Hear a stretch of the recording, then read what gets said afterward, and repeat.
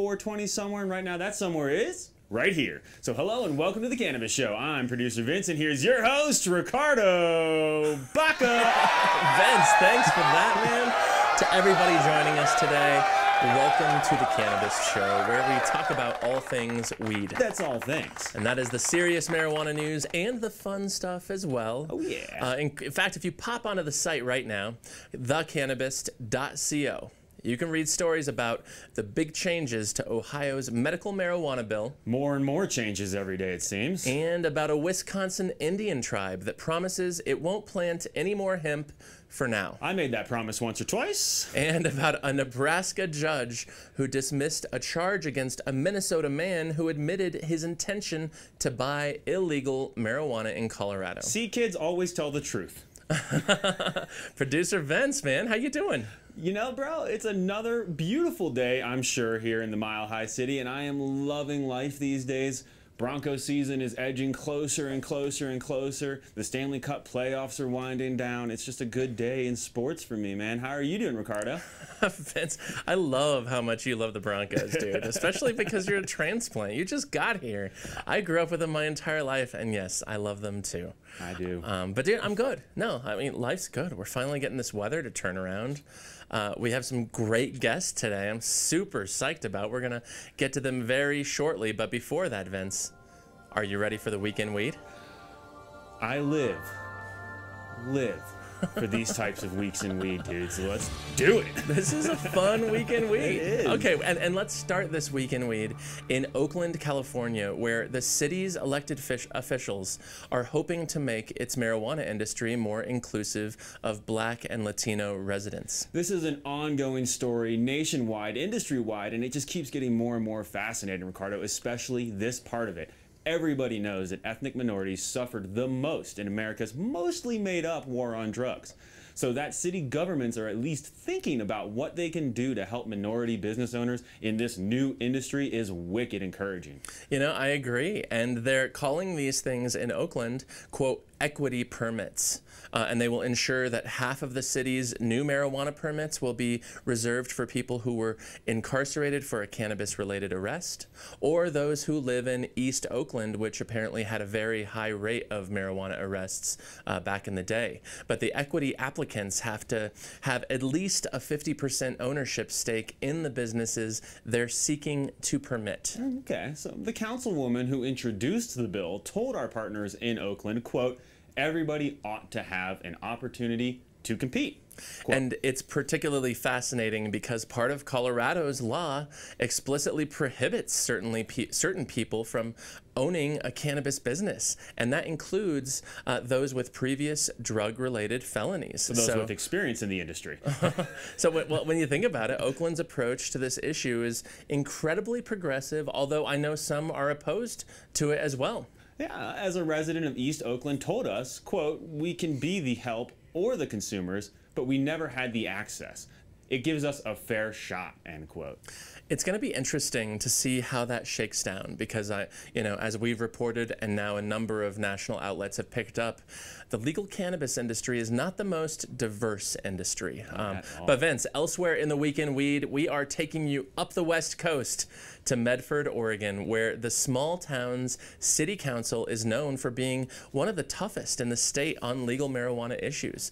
But because this is the week in weed, of course there's a twist in this story. You can never make it easy for me. In that one of the Medford City Council's members has now opened his own cannabis dispensary. Oh, well, this is baffling. A little hilarious. Yeah. Baffling. But sure enough, 2 weeks ago, Medford City Councilor Clay Berenson opened the Oregon Pharmacy. And of course, that's pharmacy with an F. With an F. And Berenson is believed to be the first city councilor in Oregon, or possibly anywhere else, to open his or her own cannabis dispensary. He's also recently said that he will recuse himself from voting on cannabis issues in the future, now that he has a license to grow marijuana and dispense marijuana. You know, just when you start thinking that this beat can't get any weirder, bro. I swear. I know. You know, when I saw that story, I just laughed. But I also just got an interesting quote on Facebook from a Facebook friend of mine who lives there, and she said that he's a good guy, and the city council has done some good work out there for the industry. But Vince, I think it's time. I want to give some of your recent work a shout out. Weird. Because you took, I know, it is, it's kind of weird. You took cannabis pot critic Jake Brown to one of Colorado's busiest marijuana shops and their in-house 40,000 square foot cultivation, and you very smartly periscoped the entire thing live for our friends and followers on Twitter and Facebook. And Vince, what the hell? It was awesome, man. I mean, periscoping a pot grow or a pot shop was an idea that I was kicking around since I first picked up the app.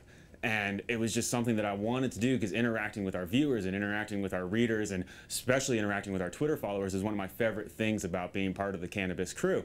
Love it. And so I was just looking for a way to bring them into that, and it was so rad, dude. That's so cool, man. I mean, you taped it so we could, you know, Periscopes kind of have this limited life, but you taped it so we could post it. And I also loved how everybody was really interacting with you through the entire broadcast. So many questions. What were some of the more interesting questions as you took them through this tour? Well, we obviously had to continuously push aside all of the would you ship it to Australia or Illinois or New Mexico questions. Because you've never heard those ones, right? No, never, not even once. But I mean, a lot of people who came into it with very serious questions. We had people who were asking the Clippers intelligent questions about how they trim their buds at Medicine Man. They don't do it all hand trim. They use some of the machine roll trim, and that ended up in a really fun little lively debate on hand trimming versus machine trimming and losing trichomes and shake. And it turned into kind of, you know, a nerdy weed geek conversation with, you know, viewers and me and Jake, who are probably two of the biggest weed geeks that I know, man.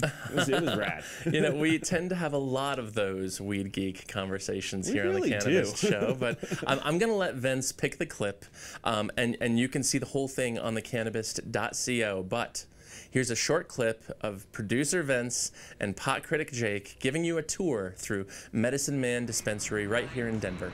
You're looking at Jaw Kush. So these are our strain-specific systems. This is Jaw Kush. So we'll pull this whole system out one day, and we'll harvest the whole thing at once. It'll also give us strain-specific trim that we can send to edible and concentrate companies.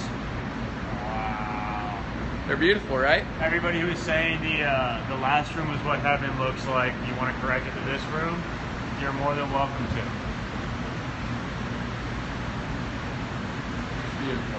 All right, dude. So fun, Vince. Props. That was really well done. I appreciate you giving me the network and the time to be able to do Ricardo. It was so much fun. In fact, we've done it again once already, and we're going to do it a lot more. Rye Pritchard, our in-house cannabist concentrates expert, and I, we went down to CRX where he works, and we looked into how he makes concentrates. I'm going to bring Ricardo to some form of a kitchen or a grow or something where he can play with edibles and talk about it. This is ongoing. It's happening again. Find us on Periscope.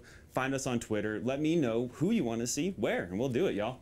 And I think our Twitter address, I should know these things, but I think it's The Cannabist? Twitter is @Cannabist. It's in the lower right of your screen right now. Way to go, Ricardo. Way to host the show and know what you're talking about. I'm looking forward to seeing the rye one, though, and I'm in. Let's go explore some giant vats of canna butter. But Vince, now it is time to bring out our first guest. And while you all have lots and lots of questions about marijuana and hemp and legalization and life and normalization, she has all of the answers. In fact, making her second appearance on the couch, please help me in welcoming our very own columnist, Susan Squibb, to the Cannabist Show. Hey, Susan. How are you? I'm great. How are you? Good to see you, too. Good to be here. Oh, it's wonderful having you here, back in the Denver Post newsroom. Susan, we start off every interview the same way, so this isn't a surprise question, but indica or sativa? I'm beyond that paradigm, Ricardo. Ooh, you've transcended basic weed formats. I like it. Okay, so what kind of future existence are you smoking? CBD. I'm not smoking it, but I'm exploring CBD products. Oh, I like it. Yeah, that's where I'm at these days. And so you're not using THC weed anymore right now? Well, the whole plant extract. So there's a little bit of THC in that for the entourage effect. So the CBD can be the most effective, but it's not a psychoactive amount. Sure, I like it, and that fits with where your career has gone recently, and we're going to talk about that. But Susan, I remember when we first met in late 2013, when we first announced that we were putting together what became the Cannabist. I had numerous friends who said, you have to talk to this woman, you have to employ her, and we've worked together ever since. But you've been in this movement for 20 years. I have, yeah. This year's amazing. 20 years. So this is the 20th year. I know you're going to write a post for us, an essay on what those 20 years have been like, but in that time, I'm curious what some of the highlights have been. Highlights, owning a hemp food company and selling hemp ice cream sandwiches at Red Rocks for 200 concerts. That was amazing. And it turns out I'd seen you up there a million times before we knew each other. That's awesome. Okay. That one, being an engaged citizen and working on the political campaigns that changed the cannabis laws. Right. And so you were involved in Amendment 20, 64, and smaller campaigns, or one or the other? So Amendment 20, the medical marijuana one, and then also all the safer campaigns, both the local Denver and the statewide elections. Okay. Yeah. That is something. That's historic. Yeah, that was very exciting. And then I also really very proud of Mother's High Tea and starting that. Yeah, and your Mother's Day event, grow. right? Oh, this year it'll be in the fall, but but it's basically an event for women, mothers, and their children in the cannabis industry. I love it. And it's not consumption. It's more like, I believe last year, didn't you host it in the Colorado History Museum? Yeah, History Colorado Center. Cool. And what are some of the other things, that's volunteering, that's creating events, that's creating business? Is there one more that you're especially proud of? There's like two more. One of them was like the incredible excitement of being at 3D for the first sale in January 1st, 2014. Sure. I was actually 2 feet behind Sean Ezeridi when he was making the sale. I was like in the pit of photographers. And so that was just really energetic. It was amazing. And it was like just a great celebration of a lot of people and the accumulation of our work.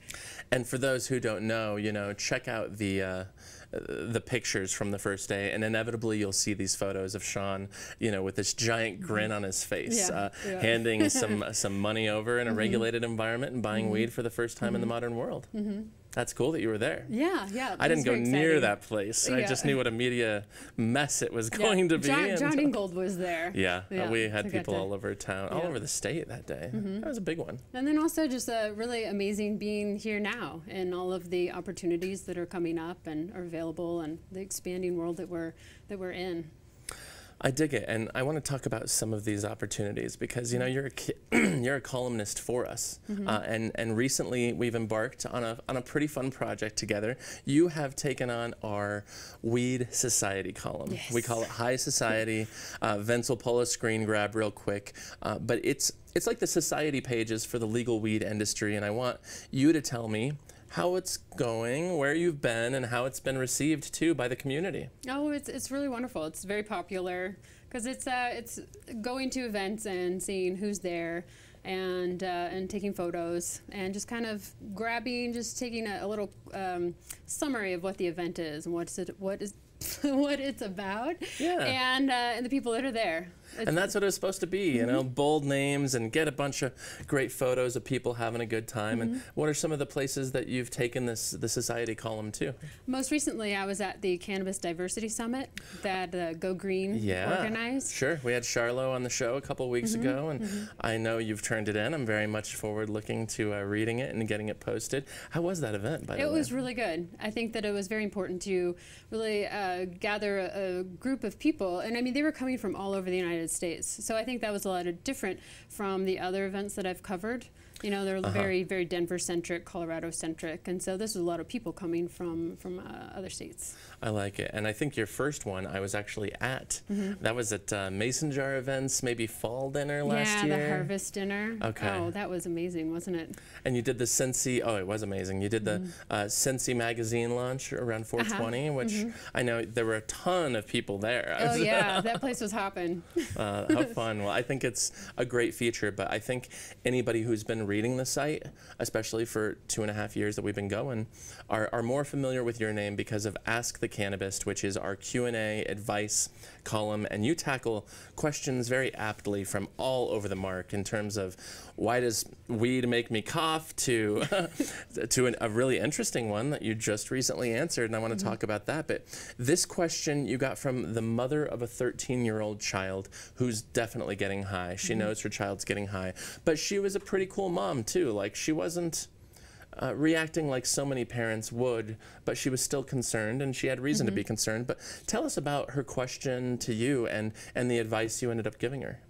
Well, she seemed a little, I don't know, hysterical, understandably so. I mean, this parent doesn't consume it all, but really recognizes that there are benefits, medicinal benefits to it, and that there's a social stigma that's been attached to marijuana consumption for a long time. But she's just very like, my child is just telling me I need to chill, and I don't think that that's okay. So she was really looking for resources and, you know, what do I do? And it was I had a really good conversation with Laura Borgelt. She is she's a family medicine professor at the University of Colorado Anschutz Medical Center. Yeah, and she's a big deal. She knows what she's talking about. Yeah, she's on the retail marijuana, public health committee. Yeah, that sounds right. Public health, yeah. And so they basically will research, and they will look at all of the research that's come out, and they kind of grade it. Is it substantial? Is it significant? Is this, you know, like how is this research, and how will that impact how Colorado sets their public policies?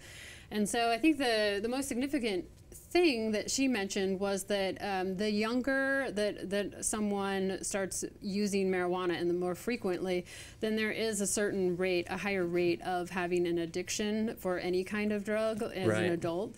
And so that was one significant study that she did mention.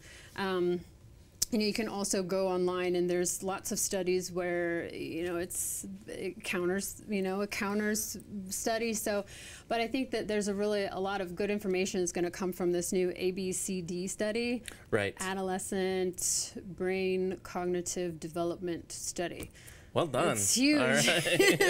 It's huge. And how many syllables is that? A lot. So Denver is one of the sites, but it's all over the country. And Denver is one of the hubs where they'll be studying. They're taking 9 and 10-year-olds now, and every 3 months for the next 10 years they will be studying. And so by the end of the study, we will know a lot more about what the impacts are of marijuana on youth. It sounds like a more in-depth version of the Monitoring the Future study, which has been done, I think, by the University of Michigan or Michigan State for decades. Really important data coming from it. But I mean, speaking of, I mean, if somebody's watching this show right now, their teenage son or daughter is using marijuana, what's your basic advice to them in a nutshell? I would read Safety First by Marsha Rosenbaum. Okay. Is that a book or? Yeah, it's like a pamphlet, and it was actually revised in 2014, so it adds a little more marijuana information. But her perspective is a safety first perspective, and it's like, no, we don't want children or teenagers especially, to be using marijuana or experimenting with drugs, but they are likely to, so this is what you should do. And you really should have an open communication with your child, really have them come to you if they have any kinds of issues or, you know, questions, to help them deal with these issues in life as they're maturing and being exposed to, you know, different opportunities. She just mentioned, in these discussions, talk about the biological effects, sort of the health impacts of whatever kinds of substances that they might, you know, encounter, and then talk about moderation, and also to talk about the consequences of, if they use it, these are the consequences if you get caught, the health impacts, all these things. I like that it walks you through that, and I appreciate you sharing that with us. We're going to talk with you more here in a few minutes, but until then, thank you for joining us here. It's so good to see you again, Great to be here. Now on to our next segment, where I will throw to our very own master of Mota, Professor Pat, for this week's entry in the new Cannabis Lexicon. Hydro. A soilless grow medium that delivers nutrients through water as opposed to dirt. Hydro refers to hydroponic systems used in the process. I prefer hydro to outdoor, hands down. All right, thank you for that, Professor Pat. Now, our next guest is making his first appearance on the show. He makes and sells vape pens and oil-loaded cartridges in the Mammoth, California cannabis market. It's my pleasure to welcome Mike Ray to the Cannabist Show. How's it going, Mike? It's going well, thank you. Thank you so much for having me. I really appreciate it. Oh, yeah, dude. We're all about hugs here. All about hugs. Yeah, good. Welcome to Denver. Hi. Hi, how are you? Good. Where are you based out of normally? We're based out of San Francisco, California. Okay, awesome. We've been there for about 2 years now. Oh, nice. Yeah. That's right. I wrote about a job fair that you either sponsored or organized, and it was in San Francisco. So that makes sense now. This is one of the things that we are known for and kind of gaining some exposure for is matching qualified candidates with jobs and qualified employers. It's so necessary. I know the job fairs that have happened here in Colorado in this space have varied in quality, but the need for an event like that is so intense, especially because so many people just want to know, how do I get involved? How do I get paid to work with this plant? The amount of passion that we see come through the doors for these events is inspiring. Awesome. People want to find their place. They love cannabis. They realize it's the next kind of new emerging industry, and they just want to be part of it. And I'm thrilled to be able to facilitate that. I dig it. Mike, we ask everybody this, sativa, indica, where you at? So for me, it really depends on time of day. Oh, sure. But tonight will be indica. For me, it's sleep. This one's for you. Oh, thanks. Indica, nighttime 500 milligrams, and this is the highlighter. This is the highlighter. This is our product. This is the thing that has really kind of put us on the map as a brand that speaks to a mature audience. Sure. I like it. Okay. I have a question about this highlighter right now. Supercritical CO2 extraction plus a small amount, you say, of polyethylene glycol. Correct. So why is that extraction methodology important, and then mixing it with this mixing agent? Well, so CO2 for us is really the best answer for creating the essential oils. It's a way that is non-explosive, no hydrocarbon-based solvents, and it's a cleaner, simple way to provide a clean medicine. It's incredibly popular. What about the PEG, the polyethylene glycol? So for polyethylene, I'm glad you asked, because it's something I get asked a lot. And like anything, it's all about responsible use. We use a very, very tiny amount to provide a consistent experience for the vape cartridge. And is that primarily to allow the THC oil to atomize or vaporize? Absolutely. Because it doesn't really want to do that on What its it also own. does is it lowers the vaporization temperature. And, okay. and vaporization at high temperatures is where you run into problems. Right. Yeah. I know my vaporizer at home, we have a nice little temperature. I'm curious, do either of you guys have a volcano or like a... Love it. What's your temperature for weed? Because we go I think we go 365. Yeah, right about the same. I think I saw a bunch of websites, they just generally agreed in that space, but I've never tried anything else. Right about the same, yeah. What I would like to add, just as a final, is that a lot of people are using coconut oil. Right. And your website says that coconut oil is very dangerous when inhaled in this fashion. We advise against it. We advise against it because all the studies that we have seen have pointed to coconut oil, even though it sounds good, as potentially causing pneumonia. Oh, interesting. Really? Okay. It can cause infections in your lungs. So if you are using coconut oil, don't stop immediately. It's just not good for you. Fascinating. I know when one company locally here started doing it, it was kind of the rage for a couple months because people thought it was interesting and healthy, and they swish it around their mouths, whatever that thing is called. And I've done that before, and I really liked it. And, it's a good skin product. It's great to cook with, but is it safe for vaporization? I feel like coconut oil is not. All right.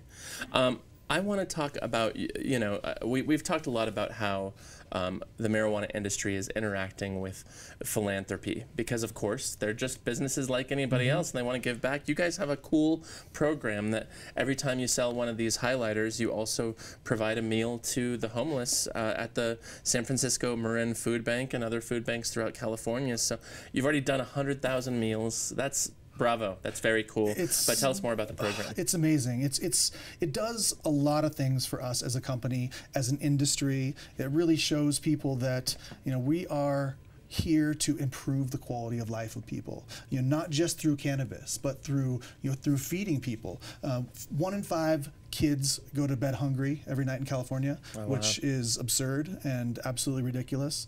1 in 4 households fights food insecurity. And for me personally, I grew up in Calaveras County, which is a small area up in the Sierra Foothill Mountains. It's a poor county, and food insecurity was a big problem there.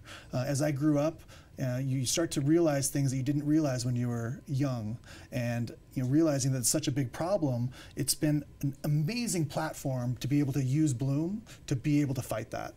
Right now we've partnered with the SF Marin Food Bank. We've given almost 100,000 meals. We will be announcing shortly partnerships with other food banks in Los Angeles and Sacramento, and you know, everywhere we go, we want to be able to take that mission with us. I think it makes a lot of sense. You know, we have a local shop, a local chain of pot shops here called The Clinic, and every summer they do a big golf tournament, and wow, they raise a lot of money for multiple sclerosis. MS. Yeah, I think you're right. Yeah, I think one of their head growers has been affected by it, and it's amazing how much money they raise for it every year, and it just keeps going up. So, kudos. Thank it's you. very cool. Thank you. I mean, it's.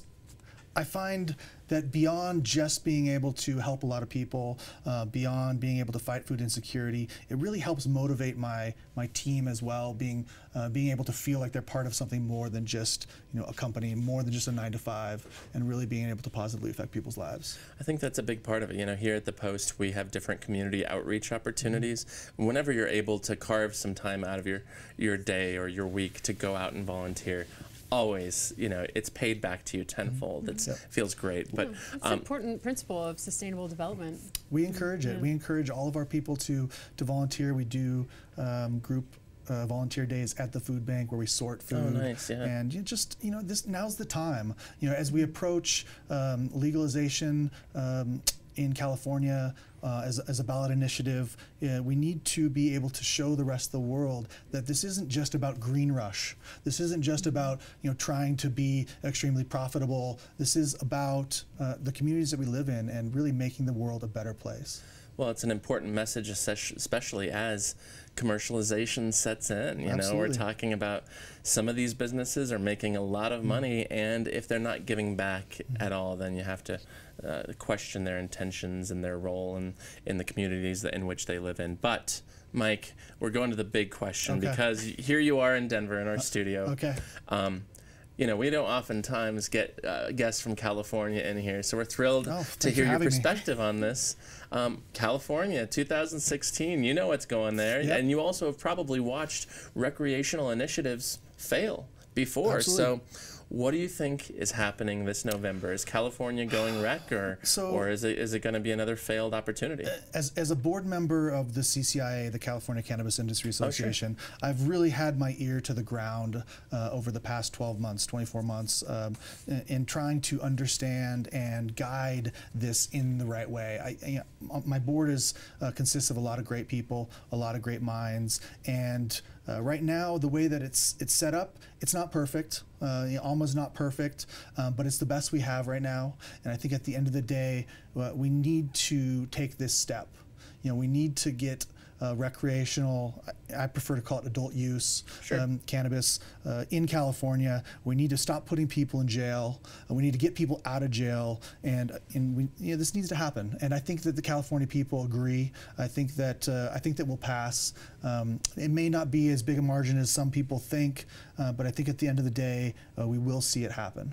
Fascinating. Okay, so you think California is definitely going? I think we're ready. I don't think anything's definite. I think that the odds are in the favor of it passing. I think people are just kind of sick of being told that they can't. And you know, it's now time. We'll see. Nothing's guaranteed, as we can see in politics today.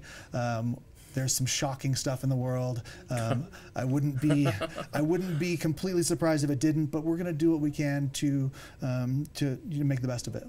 Well, we'll be watching, and I'm sure we're going to talk about this again, you and I. Love to come back. I want to bring Susan back into the conversation. I have a question for both of you guys. Sure. You heard Vince and I talking earlier about this new push in Oakland about the equity permits. So, what do you guys think? Is this a good idea? Are there downsides, Susan? Oh, absolutely. Let's start with you. This is a great idea.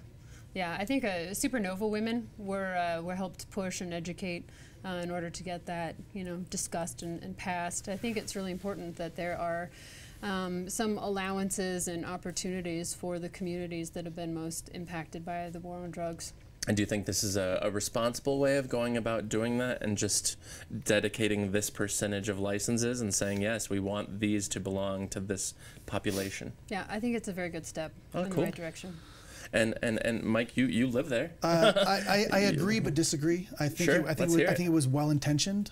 I think the plan is flawed and basically allows for 6 districts. I don't know if it's exactly 6 of 60 different police beats to decide on who gets 50% of the cannabis permits in Oakland. I don't think that makes sense at all. I think it needs to be reworked. Yeah, I think it's the districts that are specifically in East Oakland. In East Oakland, yeah. But it doesn't necessarily, I mean, who makes up these districts and who decides, and it doesn't create a level playing field for the rest of the Oakland, many of which have suffered from the war on drugs, the so-called war on drugs that we've all been experiencing and that we've all seen unfold over the past 30 years. So, in short, I think it's a good idea, but very poorly executed, and it needs to be reworked. Fascinating. I mean, I would love to know more about it. We ran our, we're partner papers with the San Jose Mercury News, so we ran their piece, I believe this morning or yesterday, and it's done really well in traffic, but I think especially because here we are in Colorado, where if you have a drug felony, you can't get badged to work in the marijuana industry, let alone own a shop. So I don't know. I mean, is the right answer maybe somewhere in between? What do you think? Well, yeah, it's somewhere in between. I think at the end of the day, just because someone has been convicted of a cannabis crime over the past 30 years should not disqualify them. That seems absolutely asinine and silly. Because they happen to live in an area that has been deemed to be, treated harshly, seems like a kind of a silly metric to use. Sure. Susan, what are your thoughts about Colorado's model, where if you do have that offense or that on your record, then forget about it? It would be nice if that was changed. I know that in an OMA, adult use marijuana, amendment, they have a section that will re-sentence or just eliminate, strike marijuana convictions, and I think that that's a really smart thing to do. Yeah. It's more friendly. It kind of acknowledges that there's been a troubled past, and that sort of certain populations are targeted, communities of color, and that that needs to be redressed. Well, I think it's just thrilling too, especially being here in Denver. Our regulators, our industry, were the first to do this.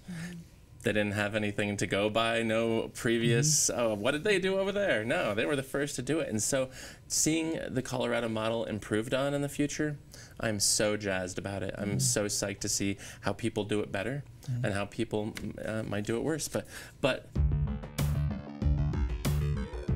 my guests, it is time for the pot quiz. Are you guys ready for this? Quiz, I'm ready. I know you were talking smack earlier. What's the prize? Do we get some sort of give back or something? Oh yeah, it's bragging rights. There we go. Maybe we'll give you a hat. Or maybe we already gave you a hat. I don't know. But Susan, we're gonna start with you. Okay. All right. All right. Okay, so roughly half. Lots of pressure. Roughly half of the money raised to oppose California's recreational pot initiative is coming from groups related to what professions? Police. Dang. All right. Starting off strong. And you knew I couldn't give you that question, right? I mean, it's worth noting, Mike, that if she gets it wrong, you can steal the answer and vice versa. Okay. She's also the person who should have all the answers. See, I said that earlier. It's actually, and granted, police is very correct, but it's police and prisons. Great story from The Intercept today, and we'll have our own story of that by the time this airs. Yeah, right? Yeah. Oh, yes, it does make sense. Mike. Please. Both chambers of Congress this week are expected to consider increasing medical marijuana access to what beleaguered group of Americans? Increasing access to veterans. Dang, you guys are on fire. Okay, we're jumping to the third question because you guys are just doing so well. Susan. Willie Nelson. No. What? What? Okay. What major Canadian city? That's not Willie Nelson. This week issued its first business license to an illegal marijuana dispensary in an attempt to regulate the sector. Oh, man. What major Canadian city? I'm going to guess Vancouver. Dang, on fire. Okay, cool. Back to you, Mike. Now you got to tie it up, Lots and then we'll of have pressure a perfect here. game. Lots of pressure. Name the HBO show that spotlights the ridiculous escapades of super stoner Erlich Bachman, played by Denver-based comic T.J. Miller. Oh, that's going to be the startup show. It's going to be called Silicon Valley. Wow, perfect game. Yeah. Vince, how often does that happen? That's number pretty 2 rare. of 64 times we've played. Props. Dude, you guys deserve some extra special prize. My God, that I think that's only literally happened twice.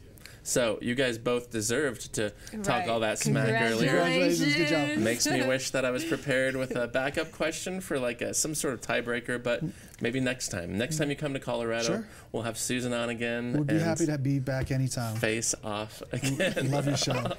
Mike, Susan, I want to thank you guys so much for coming on the show. Most importantly, I want to thank you all for watching and listening. We really appreciate you listening. Please hit that subscribe button. Leave your reviews. They matter to us. Producer Vince is up all They night matter reading so those. They definitely matter to help us keep going, so thank you. I'm Ricardo Baca. I'm here with the whole crew. You know him by now. And we will see you next week. Cheers, guys.